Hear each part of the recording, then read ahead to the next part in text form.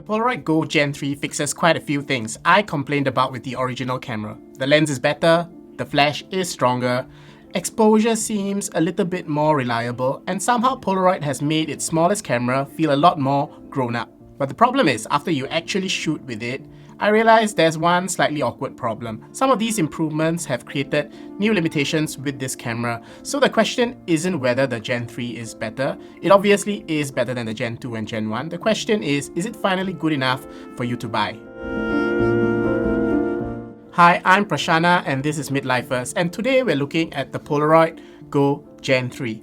This is Polaroid's tiny, fully analog instant film camera. And I think there are really two groups of people who should care about this thing. The first group is someone who's never shot Polaroid before and wants a simple and relatively affordable way into instant film photography.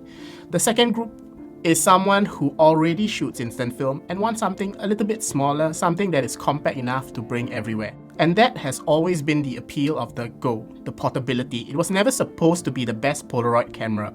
It was supposed to be the Polaroid that you'd actually bring with you. And with the Gen 3, Polaroid has changed quite a lot of things. There's a new lens, a stronger flash, a reworked exposure system, and some would say perhaps a better viewfinder as well. Some of these changes sound very small, but when you actually use the camera, some of them make quite a big difference. So we're going to look at why the new lens is better, why it might actually be worse for some photographers, why the stronger flash still doesn't completely solve shooting groups indoors, why I think the Gen 1 owners should seriously consider upgrading, and why Gen 2 owners can probably keep their money and save it for extra film. Also, yes, the blue line is still there.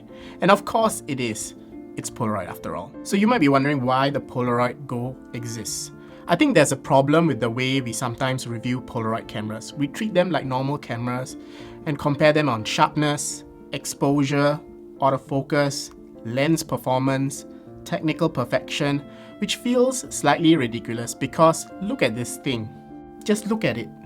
Nobody buys a Polaroid Go because they are chasing maximum image quality. You buy this thing because there's something genuinely fun about pressing a button, hearing that little mechanical whir, and having a physical photograph appear. And unlike taking a picture with your phone, you've got 8 shots, only 8 shots, and every mistake costs money. So you very quickly learn that maybe someone blinking isn't actually the end of the world. And that's the part about Polaroid that I really like. It's imperfect, it forces you to accept the photograph that you got, but there's also a difference between charming imperfection and a camera simply making your life unnecessarily difficult. And that's why the Gen 3 is interesting, because Polaroid seems to have gone through quite a few of the annoying things about the Polaroid Go and tried to fix them. So what's actually new? Let's start with probably the biggest change, the lens. The lens on the Gen 3 is more recessed into the body. This means that it's slightly better protected from stray light and less prone to flaring compared to the Gen 2 and Gen 1. But more importantly, the images I've been getting from this camera generally look a lot sharper and more consistent. The framing is also noticeably tighter, equivalent to about 50mm. The older Go cameras had a wider look. This one feels much closer to that classic normal field of view, something around the 50mm sort of feel, and that changes how you use the camera. The older Go encouraged you to photograph a bit of everything. The Gen 3 feels much more about people, portraits, 2 or 3 friends at the most, maybe objects, some details, as long as you keep it beyond 6.6 meters, things that are relatively close to you. And I think that's intentional because Polaroid has also upgraded the flash. It's stronger, the exposure metering has been reworked. You've now got 2 aperture settings, about f14 and f32, and shutter speeds now go all the way to 1/500th of a second. And in good light, my hit rate has definitely been better. Exposure feels more predictable, which might not sound exciting, but when every failed photograph is an actual piece of film you've paid for, predictability becomes quite valuable. There's also one clever little feature that I really like. Normally when you press the shutter button, the picture comes out immediately, which is very simple. But on the Gen 3, you can hold the shutter button down and it only comes out when you release the button, which sounds like an incredibly minor feature until you're shooting somewhere really bright and don't necessarily want that fresh Polaroid immediately coming out into direct sunlight. And it's one of those tiny changes where I thought, okay, someone at Polaroid actually uses these things. Another place you could use them is in very quiet environments where you don't want to disturb your surroundings. Design and build-wise, physically, the Polaroid Go is still adorable. There isn't really a sophisticated way of saying this. It measures roughly 106 by 84 by 65 millimeters and weighs about 250 grams, so this thing is legitimately portable. And you can throw it into a small bag and almost forget that it's there. And that's a huge advantage over a full-size Polaroid because the best camera for spontaneous photographs is usually whichever camera didn't annoy you enough to leave it at home. The Gen 3 is physically slightly bigger than before, but honestly not enough that it changes the basic appeal of the camera. It's still tiny, you've still got the selfie mirror on the front, you have a self-timer just like the previous generations, you can do double exposure modes if you want to do so, charging is through a USB-C to a rechargeable battery, and Polaroid says the built-in rechargeable battery can last up to around 15 packs of film. There's also a wrist strap that's included, and Polaroid launched it in 5 colors: white, black, teal, blue, and purple. Alright, before we go any further, I'm going to show you how to use the camera real quick. This is going to be a quick 1-minute guide. So first and foremost, you take the camera. It doesn't come with a USB-C cable, but you have to charge it. There's a USB-C port at the side here, so please remember to charge it until it's full before you actually use the camera. Once it's fully charged, you can load the film by sliding this latch here. It will open the film door. Open a new pack of Polaroid Go film. It will have these triangles at the side here that you have to line up with the top of the camera here. So you just make sure you line that up and the cartridge should go in without much resistance. Once you close the door, the camera will eject the dark slide automatically. The dark slide and the film will always sit under this frog tongue here. So when you remove it, don't accidentally tear this frog tongue. Just give it a nudge and the frog tongue will actually retract back into the camera. Here we have the dark slide. I'm just going to take it out and put it aside. To switch on the camera, you just press the power button here, and that will automatically switch on the camera. The number here reflects the number of shots left. So I'm just going to take a shot very quickly. Okay, as you can see, the shot is taken with the flash. Once I take the shot, it should automatically actually eject. Okay, but this is an empty pack that I'm using just for demonstration, so nothing is being ejected. Of course, if you don't want the flash, just press the flash button once. Okay, you'll notice that there's a dot beside the 5 that has disappeared. This indicates that there is no flash. If you want to use the advanced modes, then that's very simple as well. There are 2 advanced modes. One is, of course, double exposure. So to activate double exposure, you'll just double press the flash button. Once you do that, the number of shots will change to either a number 1 or number 2. Number 1 will represent the first image of your double exposure, so I'm going to take that now. Okay, I've taken that, then this switches to a number 2. And once I've taken the second shot, the film will eject again. Last but not least, you have a self-timer mode. To activate the self-timer mode, just press and hold the flash button. When you do that, you will notice an orange light appearing beside the flash itself. This indicates that we are in the self-timer mode. So I'm going to shoot the shot as I speak. So once I press the shutter, the light will actually blink.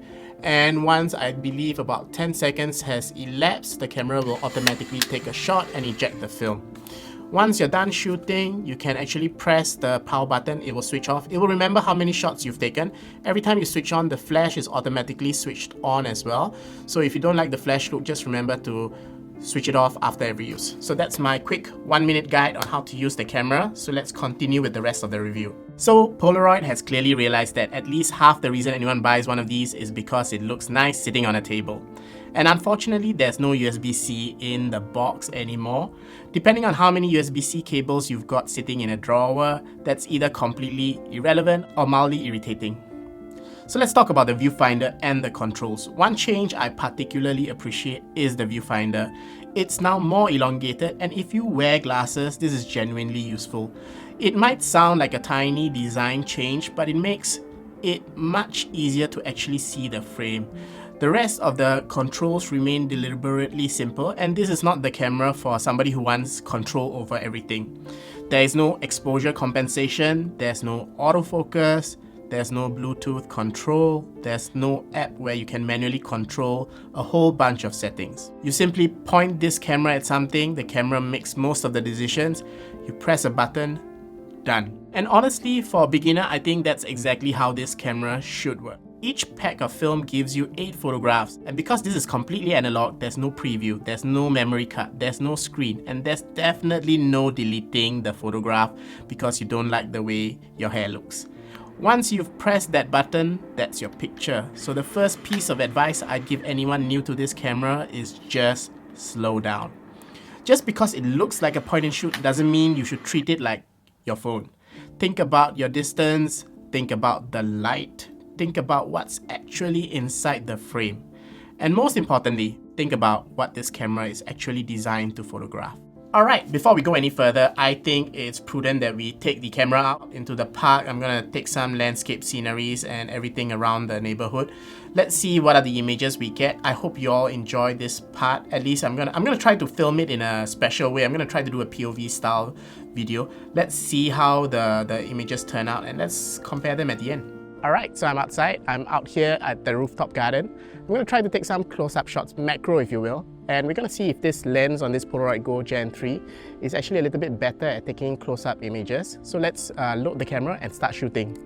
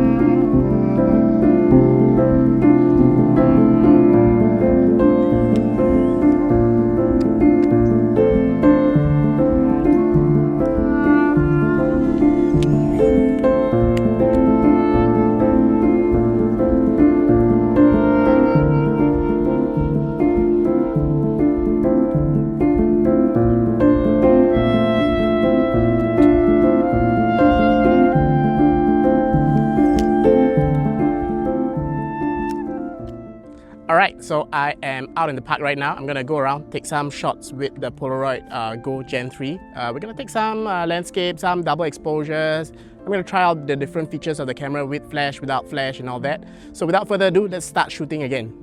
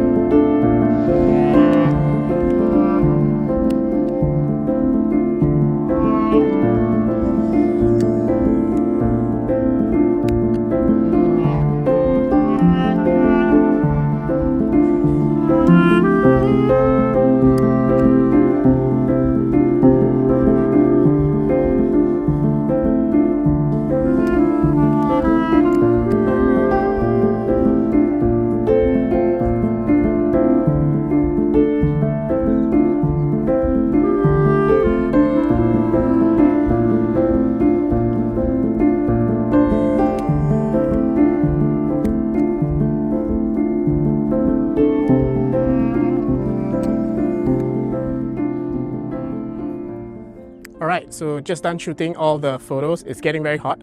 I'm gonna hit back, I'm gonna let the films develop a little, and then I'm gonna scan it in and let's compare the image quality together. The shooting experience with the Gen 3 is much better than with the original Go. I want to establish that first.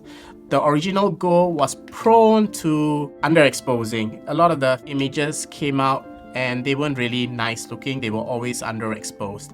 But with this Gen 3, exposure feels more consistent. The lens seems sharper and in good conditions. The photographs are genuinely lovely. And there's something slightly strange about that combination Polaroid has created here. The lens is tighter, and this is still a fixed focus camera after all. The camera is designed to photograph from around 60 centimeters all the way to infinity, but something technically being within the focus range doesn't necessarily mean it's going to look incredibly sharp.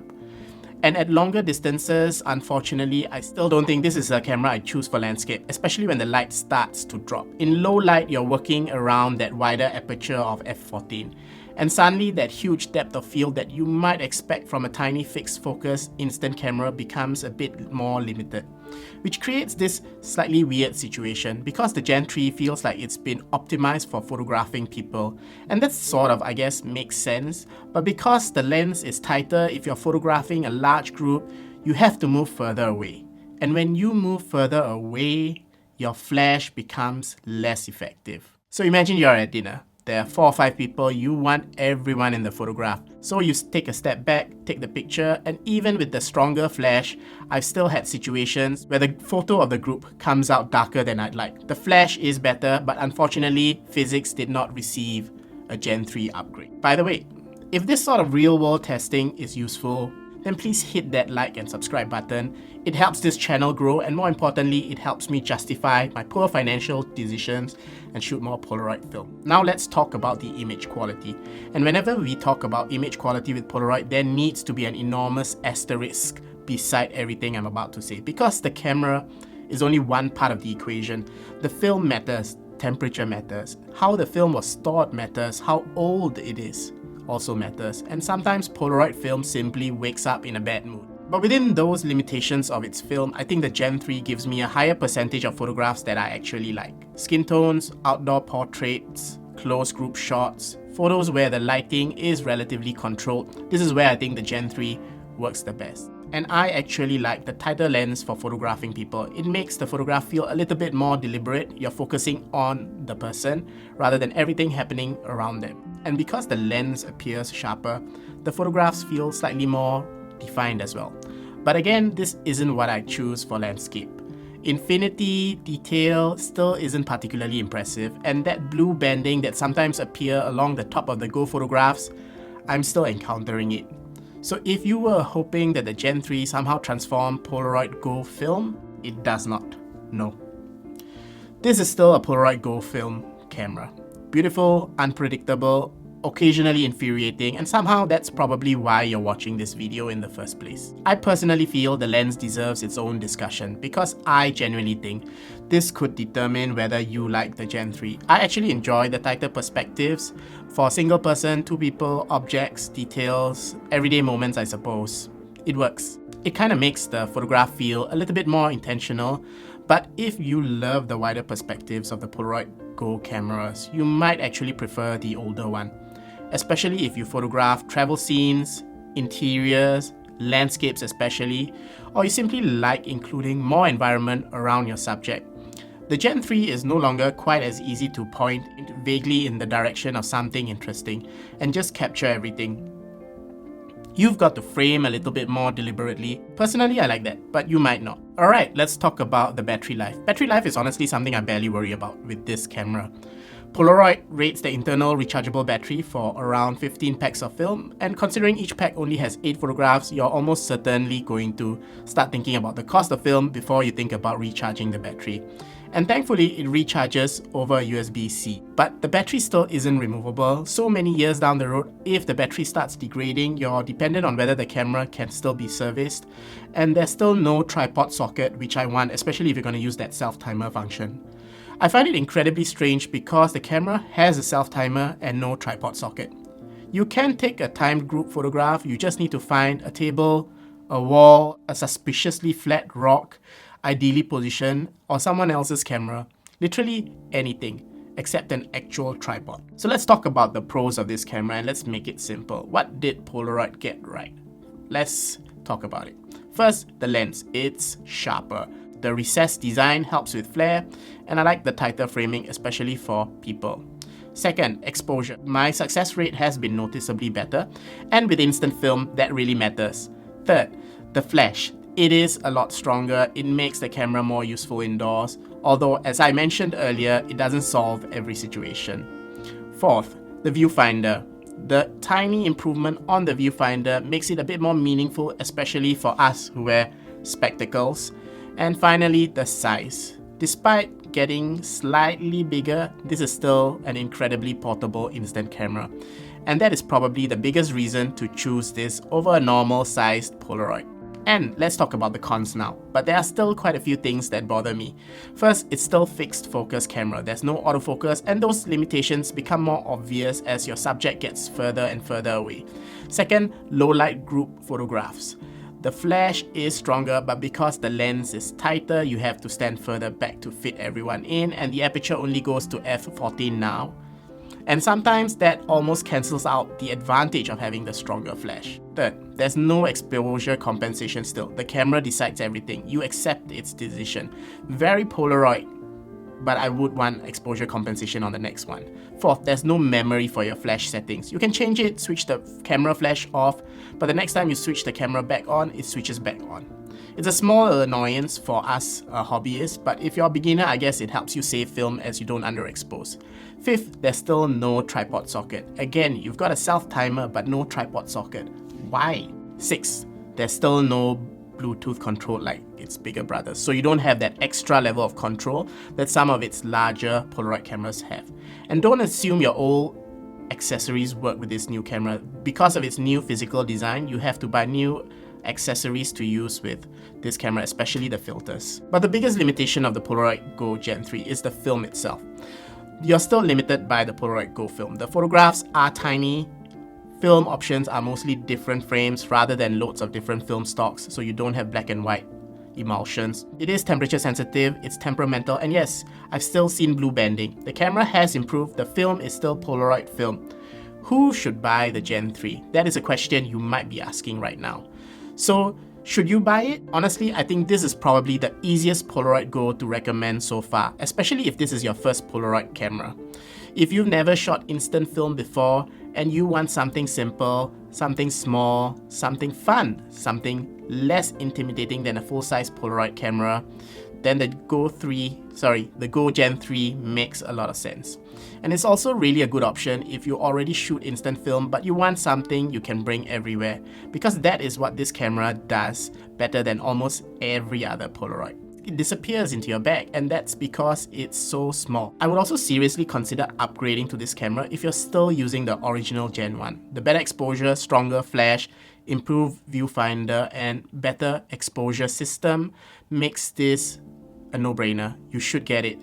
Together, all these things are meaningful changes, and if you already own the Gen 2, honestly, I think I'd just keep the Gen 2 and not upgrade to the Gen 3. Because your Gen 2 does not suddenly become a bad camera, and if you used it long enough, you'll be kind of primed with its quirks. It's probably a lot better for wide landscapes as well, and with its wider lens, you might find it a lot easier to shoot groups of people, especially indoors. Because after using this Polaroid, I think Polaroid has decided what the Go is supposed to be. It's not supposed to be a miniature version of every other Polaroid. It's just a tiny camera for photographing people, friends, family, a dinner I suppose, a holiday maybe, someone sitting across from you. Those completely ordinary moments that don't necessarily feel important enough to photograph at that time. And then 5 years later, when you actually find that picture again, and suddenly it matters. And honestly, that's probably the strongest argument for the Polaroid Go. This isn't the camera I bring when I want to take technically perfect photographs. It's the camera I'd bring when I don't really plan on taking photographs at all. Because sometimes those end up being the pictures you care about the most. And that's actually something I explored in another video, where I took the Polaroid Go and somehow ended up talking about the World Cup, getting older, meeting old friends, and why photographs become more important So if you're interested in the Polaroid Go, but you want to see less of the technical stuff and more of why I think a camera like this actually matters, please go watch that video. I'll put it right here. Because honestly, that might tell you more about whether you need a Polaroid Go than this entire review. And while you're here, hit the subscribe button. Let me know what you think about the Gen 3 in the comments. And I'll see you in the next one.